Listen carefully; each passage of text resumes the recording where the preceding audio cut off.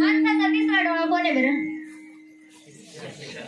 पण सुसंस्कार त्या डोळ्याच्या दृष्टीने पाहायचे, दृष्टीने त्या डोळ्याने पाहायचे सुसंस्कार. जरी शिक्षण तिसरा डोळा असला तरी सुसंस्कार त्या डोळ्याने पाहायची दृष्टी आहे. शिक्षण जाती धर्माचा विकार करत नाही. सुसंस्कार जाती धर्मच पाहत नाही. शिक्षण हे वाघिणीच्या दूध आहे, पण सुसंस्कार हे त्या दुधातून मंथन काढलेले लोणी आहे.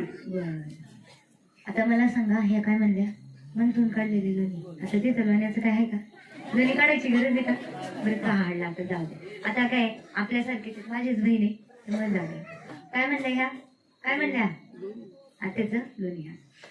शहाणात शहाणा माणूस कोणी? शहाणात शहाणा माणूस शिकलेला माणूस असतो का? अडाणी असतो हा? असं संस्कार कसं? शिकलेला माणूस शहाण्यात शहाणा असतो, जसं की डॉक्टर विजय वटकर आणि डॉक्टर अब्दुल कलाम. सुसंस्कार माणसाला महानात महान बनवतात, जसे की स्वामी विवेकानंद आणि संत ज्ञानेश्वर महाराज. शिकलेला माणूस कधीच उपाशी राहू शकत नाही. सुसंस्कारी माणूस कुणालाच उपाशी ठेवू शकत नाही. आता मला असं वाटतंय की यांचं पण बरोबर आहे. काय आता शेवटी एकाच घरी जायचंय, त्यामुळे काय आता बोलू शकत नाही. जर शिक्षणाला जर सुसंस्काराची साथ असेल तर काय होईल? तर काय होईल? काय होईल? गोड नाही होतो. गोड होतच नाही. इथं गोड होतच नाही.